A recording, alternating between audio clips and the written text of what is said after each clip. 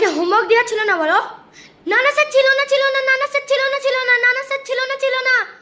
না sir, homework ছিল আর আমি করেও এসেছি। স্টার্ট। ই মা, এই তুই লাইট কেন এনেছিস?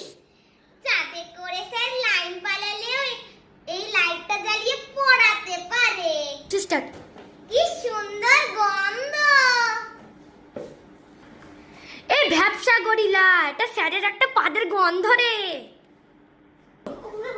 স্যার তুমি খুব ভালো।